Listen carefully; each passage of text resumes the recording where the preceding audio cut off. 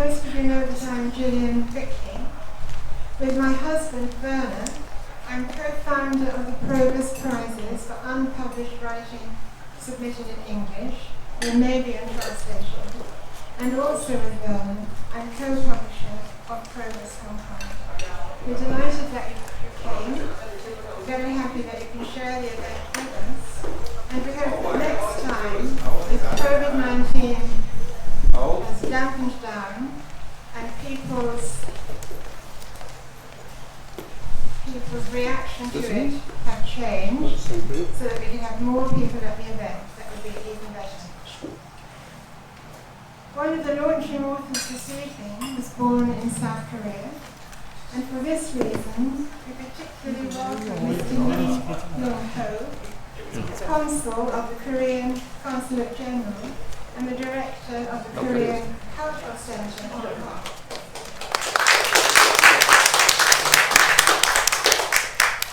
We regret that Miss Susanna Susie Morley, Director of the British Council in Hong Kong and Macau, who planned to attend, cannot do so, as she is a close contact of a COVID-19 sufferer and needs to self-isolate.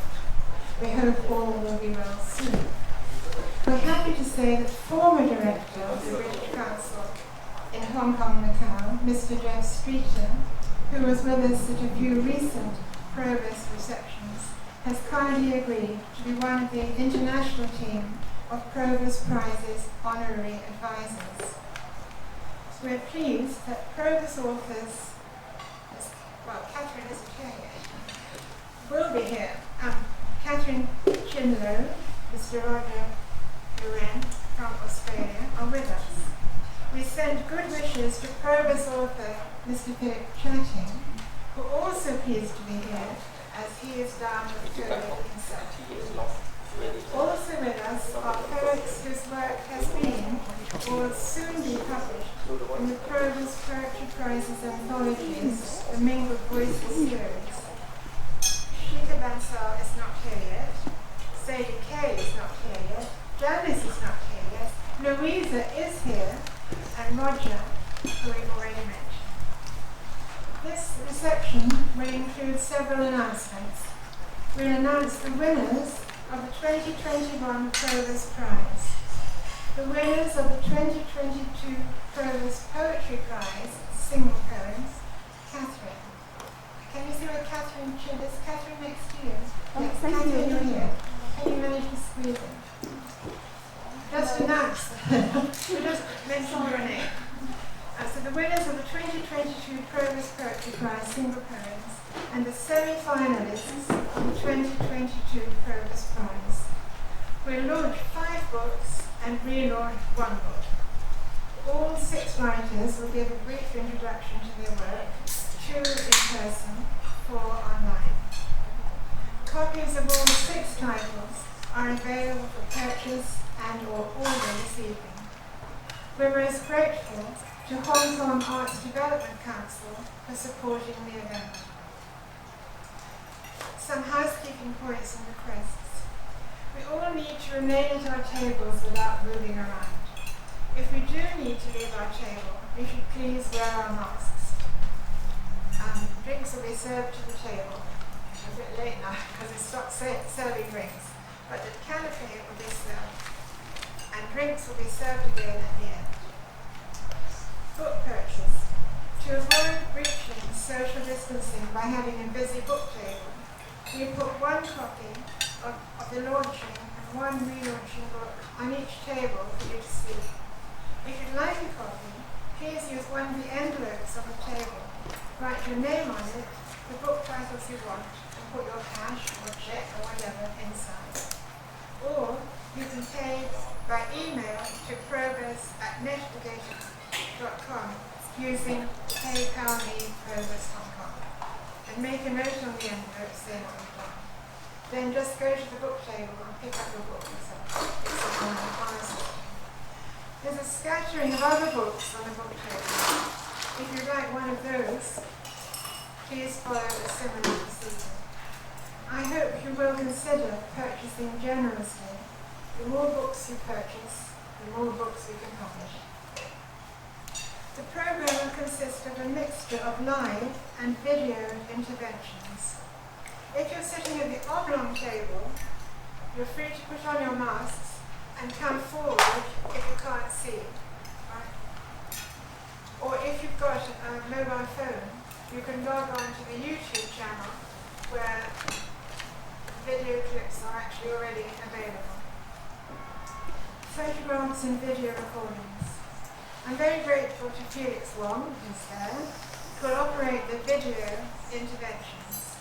He'll also be our official photographer and videographer this evening. Others, Holly, who's sitting outside, and Janice Pan, who will be sitting there, will probably also take photos, maybe Louise, I don't know. If you accept a photograph or video footage taken by Felix or anyone, I hope you agree that we may put it in our newsletter, on YouTube, etc., etc. Do you agree? Do you agree? We agree. Does anybody not agree? Okay. Thank you so much. Thank you very much. Okay. Now, we're going to play Verna. Greetings, everyone. Julian and I founded the Proverse Prizes because we saw that most literary prizes were restricted in some way. We wanted there to be prizes that everyone could enter. And this is what we created.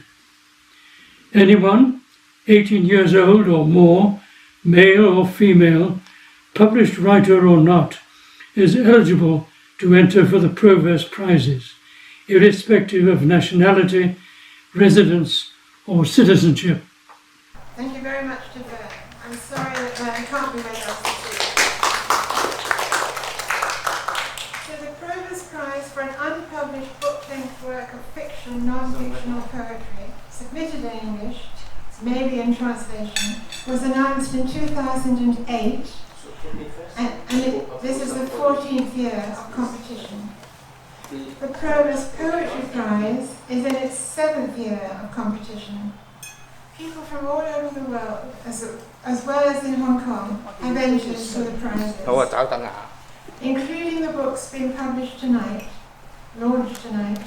21 have won the Proverse Prize, 42 have won the Publication Prize, or been published following entry for the prize, and a few hundred have had one or more poems published in the annual Proverse Poetry Prize anthology.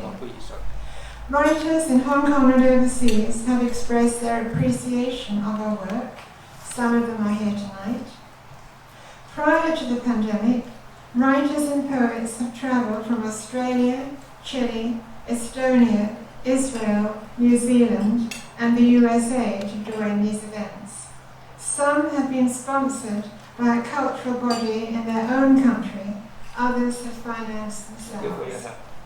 This evening, we're very pleased that Miss Dami Jung of South Korea has travelled with her husband from the Netherlands, where she lives, to be with us. Dami.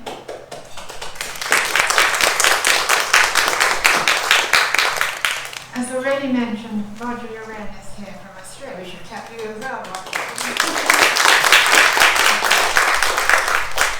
We're most grateful that Hong Kong Arts Development Council has, on a few occasions in recent years, offered some support for one or other of the two prizes, seeing them as a contribution to the development and appreciation of literary arts in and of Hong Kong. The International Proverse Poetry Prize is for poems of any genre or style, generally no more than 30 lines long. Entrants may choose their own topic, or they may choose the annual set topic. These set topics may be interpreted in any way each entrant likes. In the past few years, the topics have been, in turn, the environment, happiness, refuge, plastic, hunger, and shielding. In 2022, the set topic was renewal. In 2023, the set topic will be space. Here are the results of the 2022 Proverse Poetry Prize.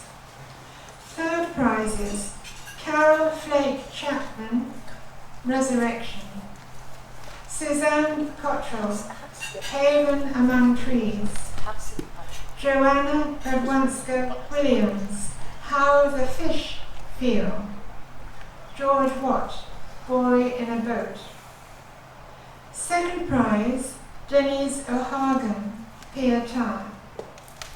First prize, Lena, I don't know how to pronounce Lena's name, Lena Gulbidar-Benkuchi. Anybody can do better than that. So Lena, first prize. Her poem is In November and the Clouds Will Gather. Specially mentioned, Stroke by Vinita Agrawal, Renewal by Dean Gessie, or So Says the Wind by Casey Hampton, Epiphany by Allegra Drostad Silverstein, and Watching the Dusk on a Rainy Night Musing by Louisa Tenard, who is here. Louisa. The names of all those who won a place in the Proverse Poetry Prize Anthology 2022 will be listed on the Proverse website and or the Proverse Facebook page and Twitter feed in a couple of days' time. Congratulations to all. We look forward to the publication of Mingled Voices 7, the Proverse Poetry Prize Anthology 2022 in April 2023. So Louisa, since you're present, I think you should come up and be acknowledged. So Louisa Tenard,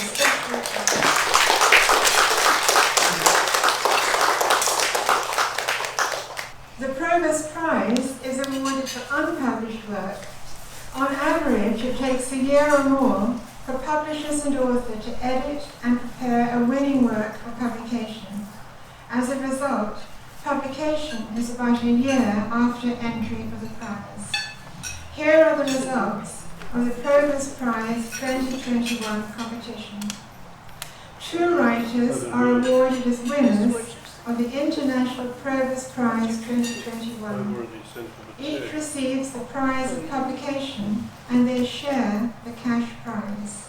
They are, in alphabetical order of surname, Vinita Agrawal, India, for her poetry collection Twilight Language; Dami, Jung, South Korea, New Zealand and the Netherlands, for her novel Jane, Frank and Mia. So here is Dami's.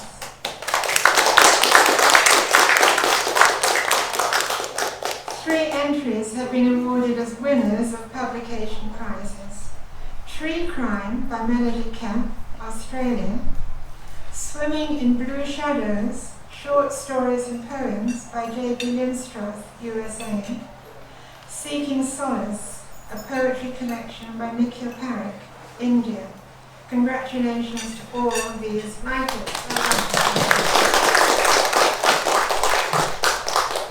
I now invite Ms. Dami Jung, one of 2 winners of the Proverse Prize 2021, to come out to be acknowledged and to receive a copy of her novel, Jane, Frank and Mia. We invite Ms. Lee. Thank you very much.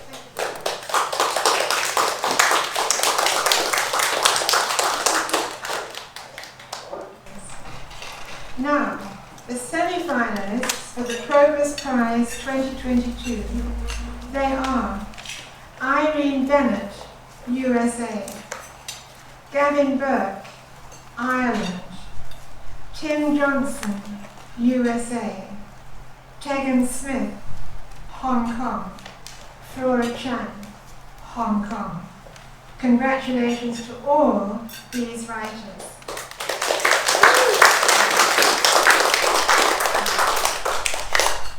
Other entries may be considered for supplementary publication prizes, but these won't be announced until publication. It's possible that among the semi-finalists whose names have been read out, those who do not advance to become the 1 or maximum 2 winners of the Proverse Prize may also be awarded supplementary prizes. We'll wait to see. Now there are 2 of the semi-finalists are here tonight. we'd like to invite them to come up to be acknowledged. And you also get a copy of one of my books. Margaret, would you like to do the presentation?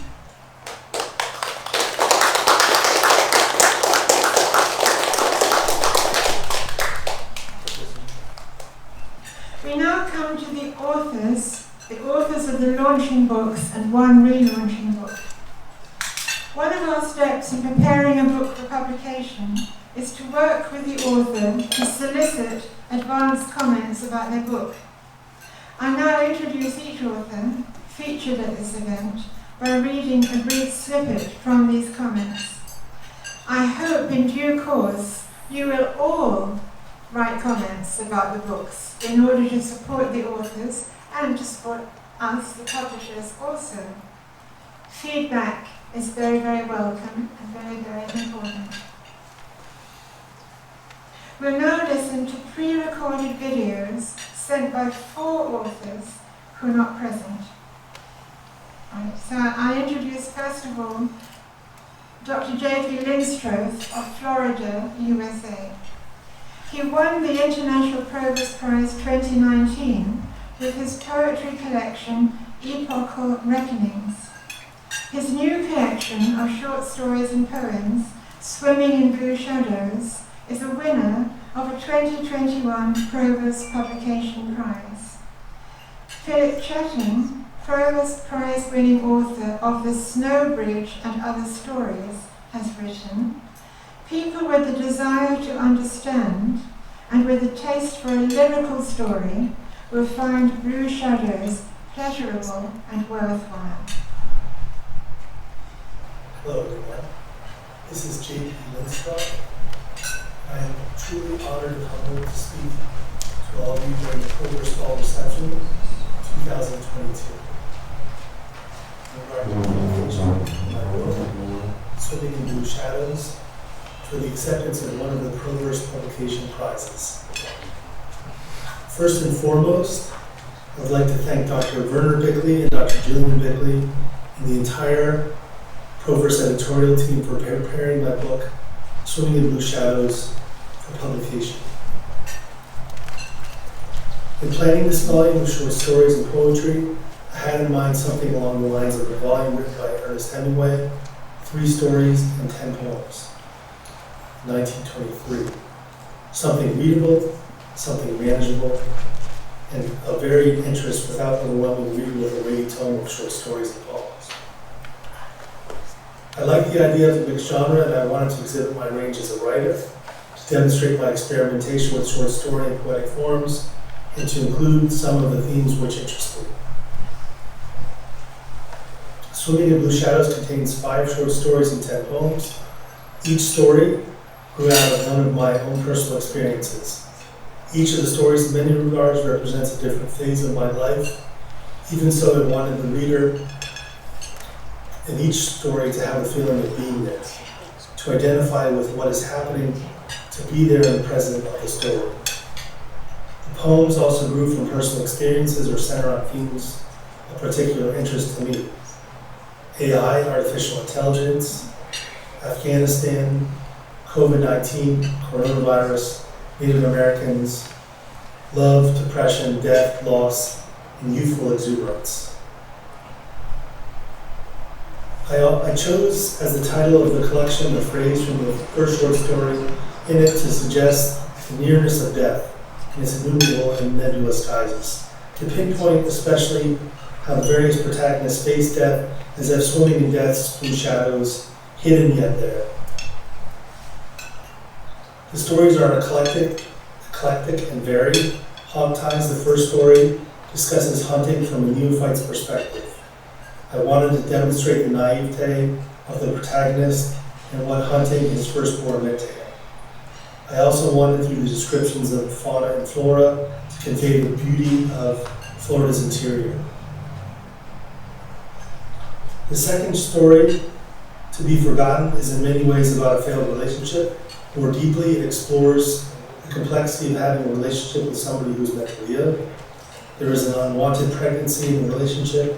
We see different views of the narrator, protagonist, and the woman, and what the couple does The setting is Oxford, United Kingdom, and the University of Oxford is briefly described as a difficult institute of academic learning, especially in relation to the narrator's girlfriend and her travails with her studies. The third short story, Poor Red Clay, follows a Nahuatl Indian flower seller. Previously, I studied in Cuernavaca, Mexico for a summer course to learn Spanish, and it was from that experience that I wrote about a Mexican Indian flower seller. I suppose I was inspired in the writing of this particular short story by the Nahuatl Indians I had encountered in Cuernavaca, where I had seen similar flower sellers along the roadsides there. The fourth short story, Blooded to Dust, is based upon numerous bullfights I have seen throughout Spain and one in Mexico City. I was inspired in the writing of Hemingway's Death in the Afternoon. However, wanted to approach the spectacle of the bullfight from several different perspectives. One from the observer, another from the bull, and another from the matador. The last story, Imrul Eating Yap, is about an archaeological expedition with the U.S. University in Belize. The title is from Yucatecan Mayan and translates as "My beans and water," meaning one does not have much food and one is desperate. It's intended to be descriptive of the difficulties of participating in an archaeological excavation in the middle of the Belizean jungles. Like the short stories, the poems are also very much tied to my personal experiences with some similarities in theme: youthfulness, existentialism, death, and loss. As you see, there's a great deal of variety here in the subject's homes. I hope your interest has been aroused and that you will get a hold of a copy of the book and read it. Thank you very much.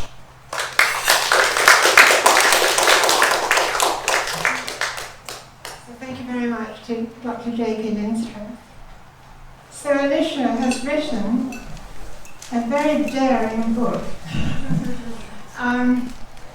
When she brought it, she told me about it, and I thought it was very well worth writing. It's her interpretation of how you should read the Qur'an. She's saying that the Qur'an was written at a particular time for a particular group of people for a particular purpose, and therefore it should not be applied literally to the present day. But of course this is not what a lot of people think.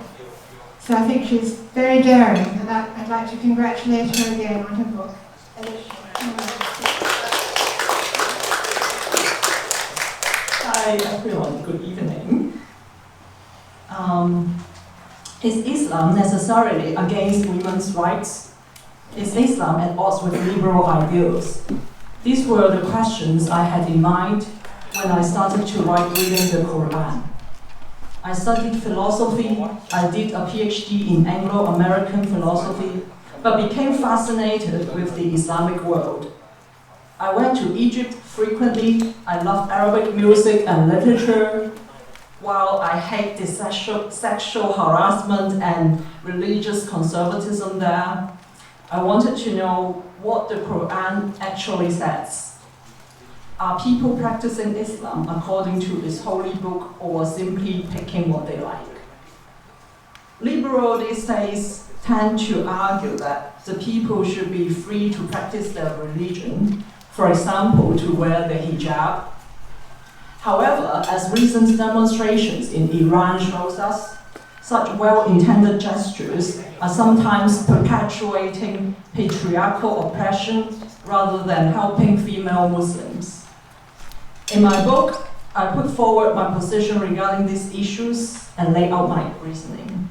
I argue against literal interpretations of the Qur'an and put forward a methodology for the interpretation of this key religious text.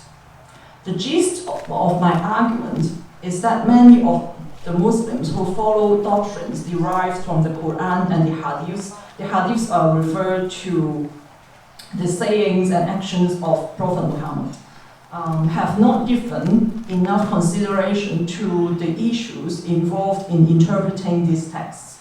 I give textual evidence that Quranic passages were not intended to be perfect guidance suitable for all places and all times, and argues for the importance of independent thinking in following Islam. In the introduction of the book, I explain my motivations for writing the book, and then in chapter 2, I argue that Islam needs reformation, that we urgently need to fight against regressive trends.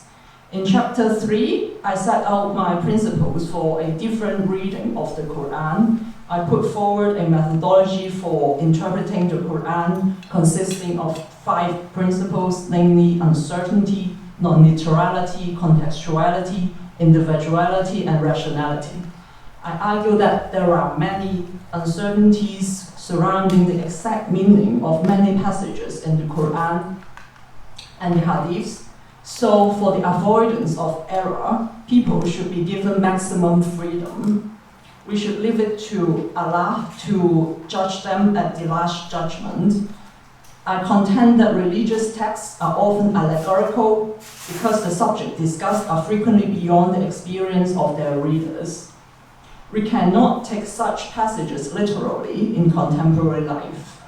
We need to pay attention to the historical context of Islamic texts. We should critically and independently review religious texts, not accepting the views of religious scholars or officials blindly. We should reach a reasonable interpretation of Islam by means of modification and extrapolation to decide which are the key tenets and which are age-specific and non-essential. In chapter 4, I reveal passages in the Qur'an that have to do with the main tenets of Islam and reach liberal interpretations according to the principles given in the previous chapter. I argue that the main criterion for being a Muslim should be moral action rather than a confession of faith. In chapter 5, I reveal passages in the Qur'an that have to do with women, giving interpretations and unnerving passages compatible with feminism and gender equality. I contextualize the Quranic passages about women and argue that we should act in the spirit of improving women's status rather than follow exact but obsolete practices found in the Qur'an. These arguments culminate in a discussion of liberal reform in chapter 6. Here, I argue that we should leave judgment to Allah and take for the guidance of our lives those passages in the Qur'an that are the most spiritually exalted. In the last chapter, in chapter 7, I talk about the concept of philosophical religion. If we follow the position of the book, then there will be a rebirth of religion, including Islam.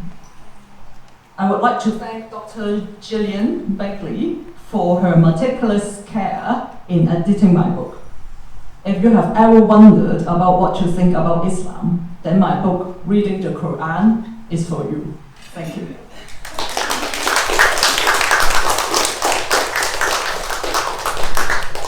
Thank you very much, Alicia. Congratulations again. I now tell you what the advance comments said about Alicia's book. So the Right Reverend and the Right Honourable the Lord Carey of Clifton, Archbishop of Canterbury 1991 to 2002, has described Alicia's book as an important contribution to the modern debate. So it's a very distinguished person to read her book and give a comment. So we're very grateful to him. Ahmed Al-Bashlawi, independent scholar, author and poet, has written, any fair reader of Lee's Reading the Qur'an cannot but agree with her that contemporary Muslims do not only need to think of peace with the cultural other, they need to think of their own peace of mind, which is, to the writer, the very root of the word Islam itself. So I'd like to congratulate Alicia for her very hard work and her daring. Well done.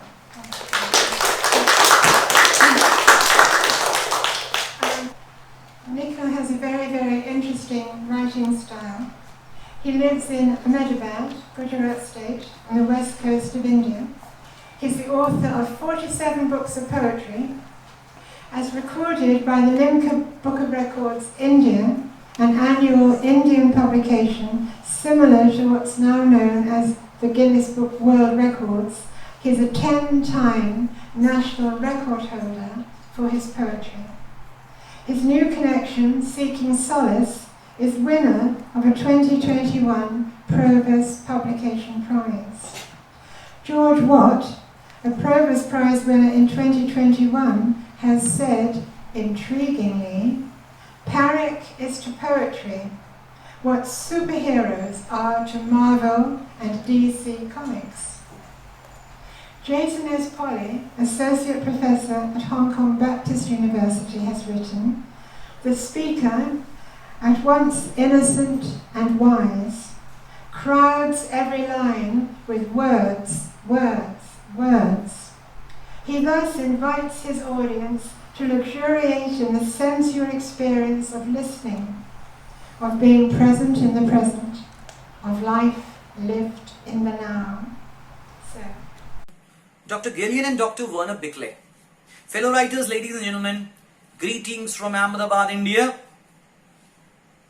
During the course of working with me to prepare my book Seeking Solace for publication, members of the Proverse team asked me what inspired me to write. I answered by sharing a poem I wrote some time ago entitled, It was God who inspired me to be a poet. This poem has an initial text, that is, the fathomless skies inspired me to fantasize, to perceive infinite kilometers beyond the realms of the extraordinary, into the most enigmatically tantalizing entrenchment of the inexplicably unknown. The unabashed tree leaves inexhaustibly inspired me to dance, shrug even the most infinitesimal ounce of apprehension entrapped in my frazzled veins, and then to exude in unparalleled ebullience with the vivacious breeze. The spellbinding dewdrops indefatigably inspired me to aspire, unstoppably quench the most languidly incarcerated arenas of my soul with the royal richness of sacredly replenishing Mother Nature. After giving different examples, the poem concludes, the jubilant horizons unremittingly inspired me to love, dedicate every beat of my heart to the immortal fabric of humanity and priceless mankind, till the very last breath of my inevitably truncated life. And it was the omnisciently unconquerable God. And it was the omnisciently unconquerable God who inspired me to be a poet, appreciate each of his unimaginably beautiful creation as above. Appreciate each of his unimaginably beautiful creations as above, and then ubiquitously disseminate their beauty through the power of the ever-pervading and mightily written poetic verse. The Proverse team also asked me what I hope to achieve by my writing. I answered this also in a poem I have written before, I write because. This poem, the poem has an initial text that is, I write to alleviate tumultuously bereaved humanity, impregnate optimistic beams of hope in the lives of all those miserably divested. I write to unrelentingly explore the enchanting beauty of this gigantic universe, bountifully assimilate all exotic goodness of the atmosphere in my wandering soul. I write to give the most voluptuously poignant expression to words, churn majestic artistry out of even what is the most inconspicuously threadbare. After different examples, this poem ends. I write to synergistically exist, execute my plethora of human activities with the most gorgeously melodious dexterity, jubilantly absorbing even the gruesomely acrimonious chapters of mystical life. Most importantly, I write because my heart wants me to astoundingly proliferate, into a mountain of tantalizing seduction. Even as hail rained down from the sky to forever lick the earth, even as hail rained down from the sky to forever lick the earth. Today, I am delighted to speak to you to introduce my poetry collection, Seeking Solace. On the occasion of its launch in Hong Kong by Proverse Hong Kong, at the victoriously auspicious instant of existence from the innermost dormitory of the soul, I want to thank Proverse and the entire team of different individuals for their unassailably exemplary effort and dexterity to facilitate the gloriously undefeated launch of my book. Thank you, Dr. Gillian Bickley and Dr. Werner Bickley, for your vision to support different upcoming writers like me wholeheartedly. Undoubtedly, I am gorgeously blessed to be reviewed by Professor George Watt of Adelaide, Australia, who has showered some keen and generous observations on the views I have expressed about the topic self-help, the core of this collection, Seeking Solace. I feel humbled that he has drawn some comparisons and found some similarities with the writing of some all-time greats like Voltaire and Whitman. Thank you, Professor Watt. I'm also grateful that Professor Jason S. Pauly of Hong Kong has taken the time to read my collection and make perspective comments. My book Seeking Solace encompasses and glorifies what I consider to be one of the most quintessential of human needs, that is self-help. My view is that in the current world scenario, disastrously fraught with terrorism, war, prejudice, unemployment of varied kinds, if you want to help another mortal, you must first help your own self. You must first help your own self. This is because I believe that positivity, because I believe that positivity can diffuse efficaciously from a soul which is harmonious itself with the spirit of victorious existence. Different poems embodied in this collection earnestly aim at applying the balm of uninhibited hope, optimistic enlightenment, righteous empowerment, and self-friendship upon humanity. From the innermost layer of the heart, a thank you to the soul of the victoriously holy Proverse for the gorgeously and abashed patronage to the poetry. Thank you, fellow poets and writers, ladies and gentlemen, for listening, and I hope for taking an interest in my poetry in future, and supporting my work by reading it, and mentioning it to your friends. Thank you all, and take care.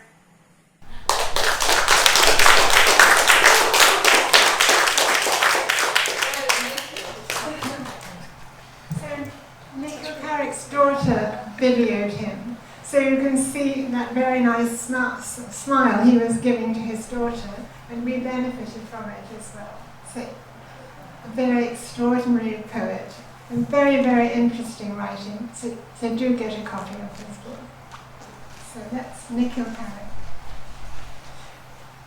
So the next writer we will hear from is also from India, Vinita Agrawal of Indore, India.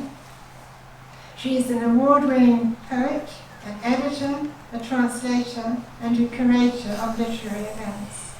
Her poetry collection, Twilight Language, is a winner of the International Proverse Prize 2021.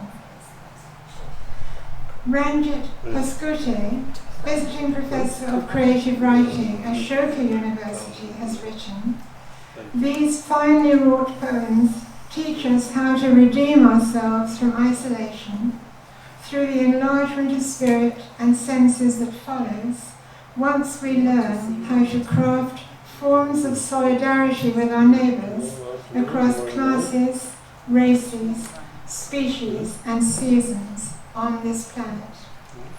And Ruth Padell, Professor of Poetry at King's College London, has called Twilight Language a beautiful achievement. She continues, "Vinita Agrawal's poems speak up for humanity, turning a compassionate lyric gaze on the physical landscapes and natural history of India, but also dire social injustice, and on domestic spaces like the private room of a lost grandmother curling softly around her absence. Above all, we meet the traveller inside you and love, a door left ajar in the winds. Hello everyone, I'm Vinita Agrawal from Indore, India. It gives me the greatest pleasure to accept the Proverse International Prize 2021 for a book-length collection of poems. I'm deeply grateful to the entire team at Proverse for this honor and recognition of my work. Thank you. I'm overwhelmed by this. And I want to thank all of you for creating a space where something like this could happen, which is hugely validating and reaffirming for my poetry. All my life, I've been really close to my parents. They've both passed away now, and it's been years of living with their absence. But really, in so many ways, they're still with me, especially when I need their strength and support.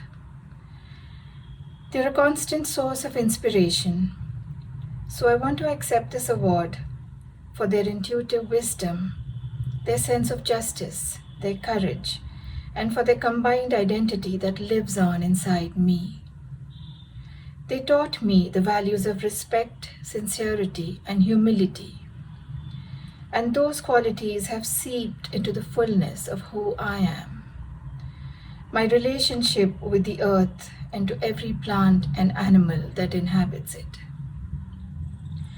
I'd also like to take this opportunity to thank my beautiful family, my husband of 32 years, Dinesh, my beloved son, Apurv, and my much-loved daughter-in-law, Heta.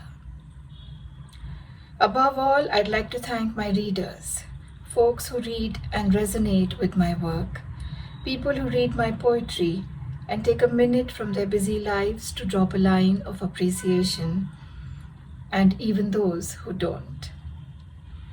Thanks are due also to my friends and colleagues who've proved pivotal in my journey as a poet.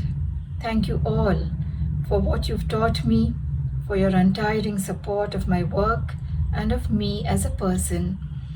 I'd like to particularly thank Ruth Padel and Ranjit Hoskote, both of who read the manuscript of Twilight Language and spared time to write their thoughts about the book in advance of its publication.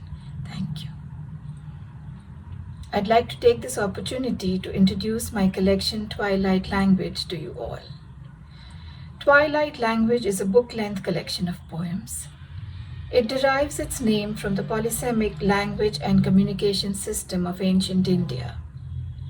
Literally speaking, it is crepuscular, looking at dimness. In my book, language looks at the gloom of the pandemic era, the twilight faced by planet Earth in the face of the raging climate crisis, and the regular existential questions that we all seem to grapple with on a daily basis. Concepts are used as inducers of poems. They evoke perceptions in the same way that sensory experiences do. My book is a conduit of hope and a better tomorrow, a visage of my experiences in this vast universe that we all inhabit, a collection of poems that sincerely wish to make their way to you, the reader. I'd also like to bring in here the fact that we all have a unique connection with nature.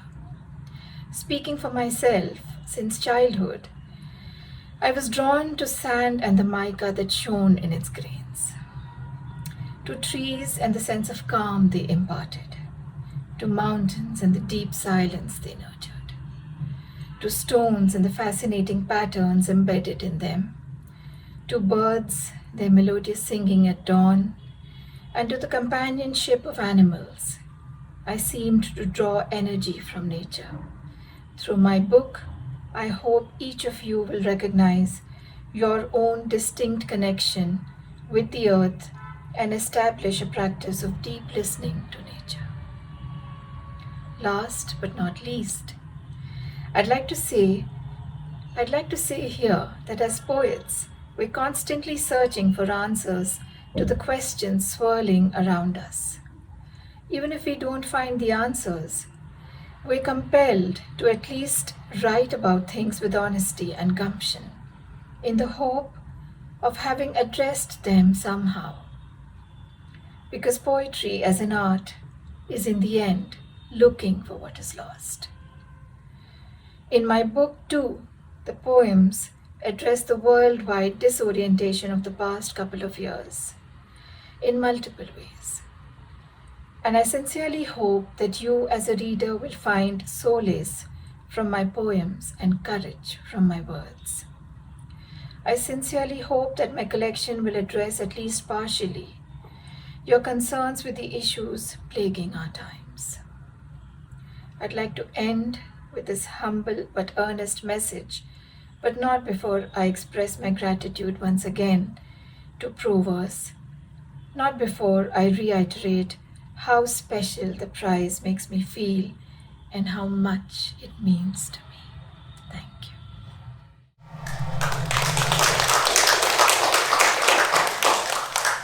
Thank you very much to Vinita Agrawal.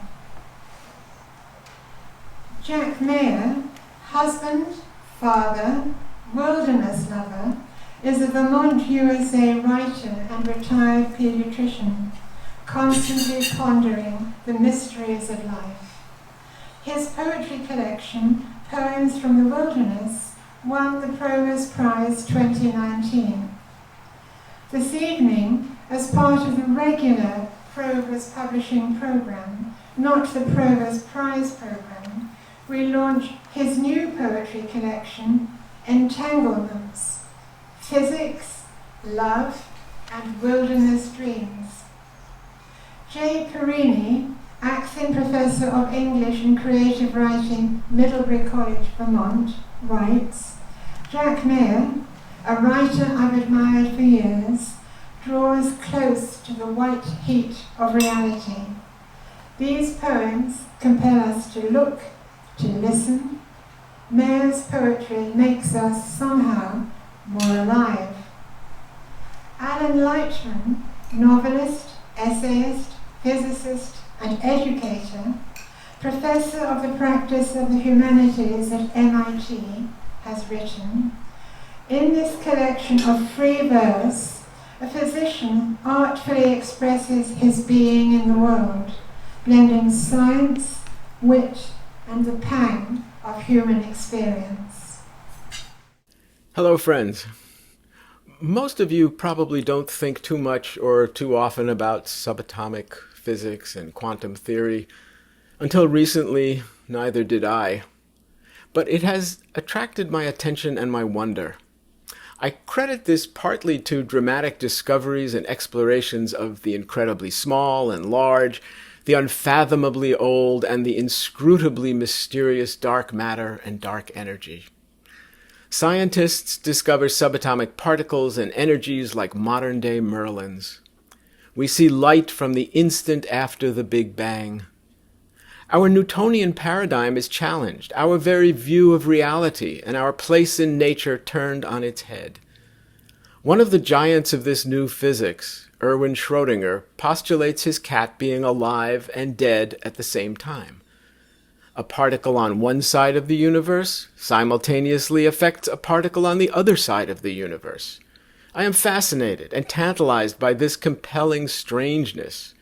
It seems that uncertainty and probability are the raw ingredients of reality. I especially think about this during my immersion in wilderness, hiking alone on the trails of my beloved Green Mountains in the United States state of Vermont. On these solo hikes, I compose poems, then copy my first draft into the nearest shelter's logbook under my trail name, Mountain Poet. As a hiker and canoeist, I have experienced the healing power of wilderness, the mystery of belonging to wilderness, of independence and interdependence. I am a retired pediatrician and a writer, not a physicist. In trying to reconcile how one part of nature manifests itself to any other part of nature, a dense web of interactions, I find poetry. An entity exists only by virtue of its interactions. This trail, this white pine, that wren high in a beech tree, reality itself is all about entanglements and relationships. As a physician, I have spent my career with children and families. My doctor poems, inspired by my pediatric practice in rural northern Vermont on the Canadian border, are manifestations of my quest to find meaning in my patients' often difficult lives. Unique connections are unearthed. The durable thread that connects these musings is our entanglements, our fundamental connections. Our quest for meaning depends on relationships, the matrix within which we endeavor to understand.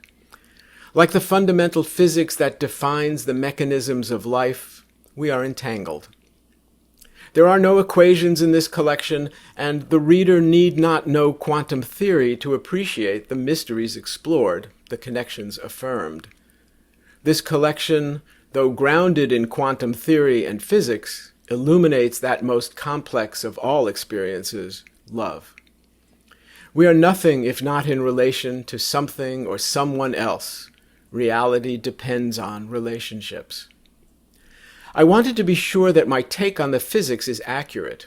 To that end, I have asked a few physicists to review my collection, and they have agreed that I mostly got the physics right. The implications of this strange physics are a portal to deeper understanding of our place in this perplexing universe. I invite you to sample these visions. If I am successful, our relationship, dear friends, will alter us both simultaneously. Many thanks for listening and considering my collection and my perspective.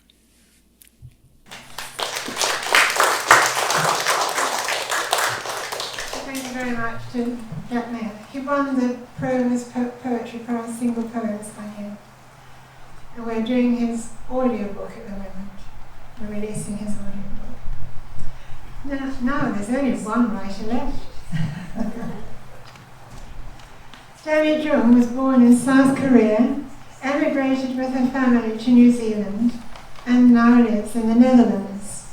She's previously published in the Korean language. Her novel, Jane, Frank and Mia, her first work written and published in English, is a winner of the International Proverse Prize 2021.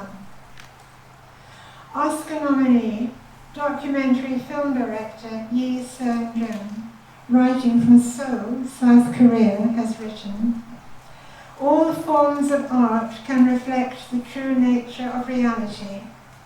In the novel, Jane, Frank and Mia, the author describes a multitude of difficult situations that she might have experienced as an East Asian female immigrant in Europe. Through the subtle description of everyday life and the dialogue between the various characters, the author reveals the wounds and scars that she bore, guiding the reader to encounter a world that's both unfamiliar and familiar at the same time. But ultimately, this novel will allow you to see a life with value beyond the pain and difficulties. Lawrence Gray, founding president of the Hong Kong Writers' Circle, has written from the UK, "If you're a fan of Korean soap operas, you'll like this one. It's a take on the family drama of a mismatched multicultural couple, one with a Zen approach to life, being Korean, while the other, being a very straight-laced Dutchman, has a touch of borderline personality disorder.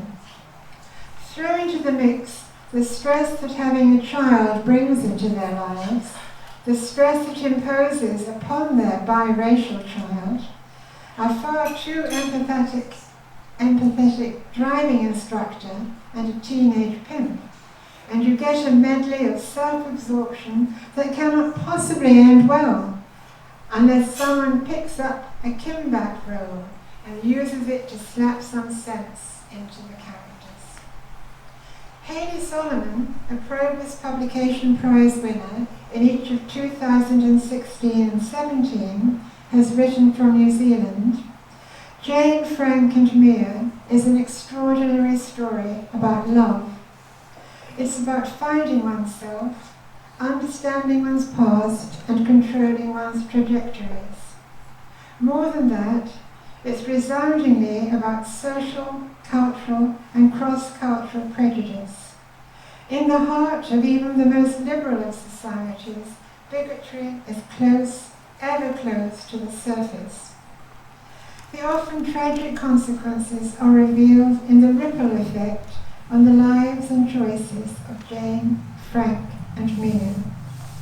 The plot itself is intriguing, has many moments of tension, extreme joy, fear, pleasure, insight, injustice, and confusion.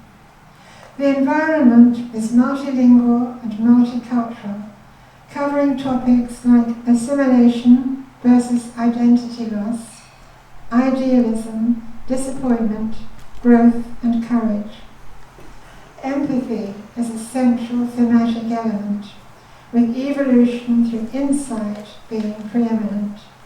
A wonderful, nuanced book, thought-provoking, heartening, interesting. Dami.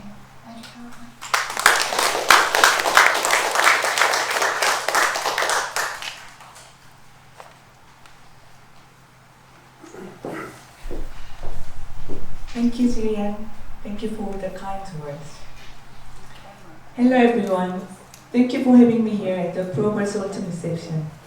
It is an honor to be named one of the winners of the Proverse Prize 2021, along with Miss Vinita Agrawal. Congratulations to you too. When I was writing this story of Jane, Frank, and Mia, I could only dream about a day like today. I wanted to write this story for a long time, and it started with the image of a woman standing at the bus stop with a baby. Then a teenage girl who looked lost and confused presented herself. However, it wasn't until Frank came along and brought them together that I could begin their story. And I decided to write Jane, Frank, and Mia in English after my daughter wrote me a letter on my birthday. She told me she'd been reading my writings in Korean with the help of Google Translate. I realized I need to write for the close ones in my life to understand me. Like Jane in my novel, a song by Whitney Houston has been my lifeline. My family immigrated to New Zealand from South Korea, and at my first school, the music teacher made us sing The Greatest Love of All every week at the school assembly. And I learned and memorized the lyrics religiously because I didn't want to stand out when everyone sang them. Since then, whenever I was in a dark place in my life, this song gave me the strength to go on. And there were so many more songs and books that I held on to. And if this story of Jane, Frank, and Mia could offer even a fraction of the consolation I received from these songs and books to anyone, I would feel fulfilled. Writing a story you never know will be read can be very lonely. Often it feels like finding your way in a tunnel. And getting your story published is even harder. Even if you accomplish this through hard work and plenty of luck, it doesn't guarantee the book readers. But I thought, I want to write this for myself, even if no one else would like it. I was happy with the story I had written and loved the characters that I loved and cried with together. And when someone else says that your story is worth being told, there comes the light in the tunnel. So I am grateful to Dr. Gillian Bickley and Dr. Verna Bickley, who founded Proverse Prize. Proverse Prize opens the door to every writer in the world, regardless of where they live. And thanks to the judges of the Proverse Prize who had faith in Jane, Frank, and Mia. And I have learned so much from working with the editors of Proverse Publishing, whose patience and knowledge have given this book shine. It's been a great experience and I feel privileged to be part of it. And many thanks to everyone here who loves books and appreciates the Proverse team and their dedication to literature. I hope you will join Jane, Frank and Mia on their journeys, and this book will find its way to your heart. Have a wonderful evening. Thank you.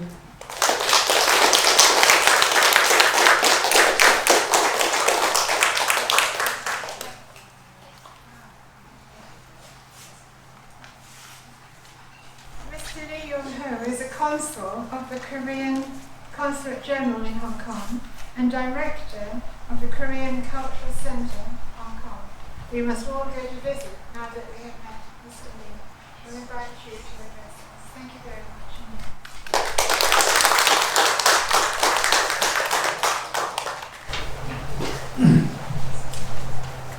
안녕하세요. In Korean. Good evening, everyone. Thank you for having me today. My name is Lee Young-ho. I'm a director of Korea Cultural Center and a consul of the Korean Consul General. I have two positions in Hong Kong. I'm so honored to be here with you today, and I'm sincerely offer my congratulations to Dr. Julian and Dr. Venus for hosting this meaningful award ceremony of the Proverse Prize for Unpublished Writing. And it's my great pleasure to offer my sincere congratulations to winners, including this Dami Jung. Before I tell you a small short story about me. Before coming to Hong Kong, I used to work for the Smithsonian in Washington DC in 2012 to 2014. So that was the first time for me to live in foreign country. So and then I moved to Canada in 2014 to 2018. In United States and Canada, going to work was like traveling the foreign country alone. So as soon as I left from my sweet home, I was somewhat nervous, and I felt like everyone looking at me. So I guess all of us who are living in the other country feel what I felt in the United States and Canada. So especially United States and Canada is kind of the Western society, and the culture is totally different from my home country, Korea. So now I'm just remembering the present and good memory to move on. It's hard to compare my small experience with Dami Jung's experience. So I assume Miss Dami Jung was in New Zealand and Netherlands. There are lots of happening to the Miss Dami Jung. Must need to face. Even though it's a novel, but I think much of the contents in her novel might be based on her real story. Maybe she is sharing with us how she felt when living in other country, and as a Korean woman, through her book, Jane, Frank, and Mia. I think not only in the home country, even we are living in our home country, sometimes we are feeling we are alone, but we can learn from our book that we are not the only one who feel alone. And we are closely intertwined with other people living in the world, and we will be able to look for ourselves and our life between familiar and unfamiliar situations. Now in Hong Kong, Hong Kong is a multicultural society, I think, and Hong Kong is at the center of Alicia, so connecting the East and the West. I feel much comfortable here in Hong Kong, especially today with you, with all of you.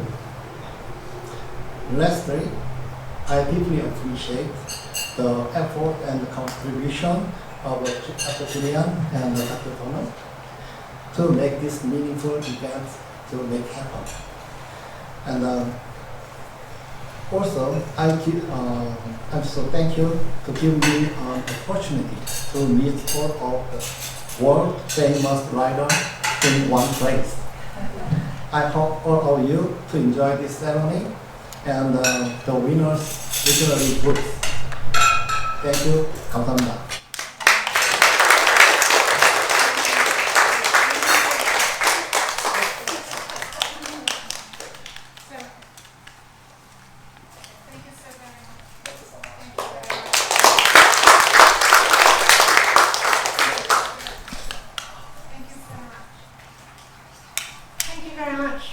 For that very meaningful talk. That went splendidly. I think the sequence, as it turned out, was perfect. We should thank Felix very much indeed. Thank you. Now, are there any questions? Any comments or questions? Anybody like to ask any of the authors present anything? Yes? I'm fascinated by everything. But I wonder what inspired you to write the book about really, yes.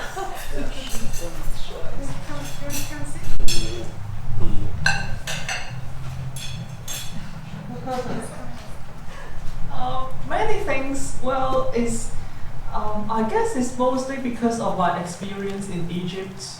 Because I love the cultural stuff. But socially, it's terrible. How much time were you in Egypt? I went for many summers, each summer holiday from 2015 to 2019. Yeah, I was there first studying Arabic and then learning to play the oud, the lute-like instrument. Yeah.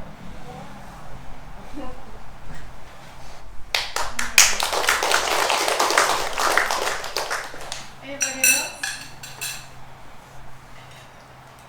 Okay, I guess that ends the formal part of the evening, but don't go away. We're supposed to have some cookies and petit four now. And the bar is still open, so if you want another drink. Please buy some books. As I said, you can see all the ones that have been launched this evening on the table, so you can see them there. The envelopes are there in case you would like to get one, and you can just put your name, cash, and get the book yourself to avoid breaking social distancing at a crowded table. You can also purchase copies on Amazon and the Chinese University Hong Kong Press. I'd now like to give particular thanks to the Helena May and the Helena May staff. They're always willing and efficient. I also thank Felix. It's good to come back. It's good to come back. You did very well. Thank you very much indeed.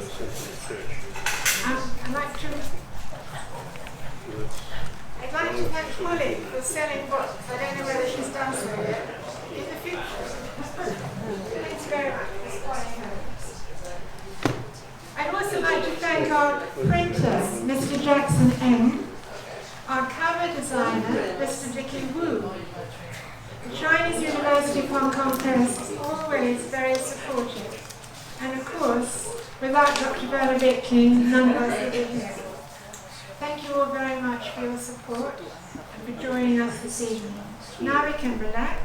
We have no more responsibilities. We can just enjoy each other's company, talk, drink, and eat. And please remember when you do go to use the Stay Home Safe app to say that you have left.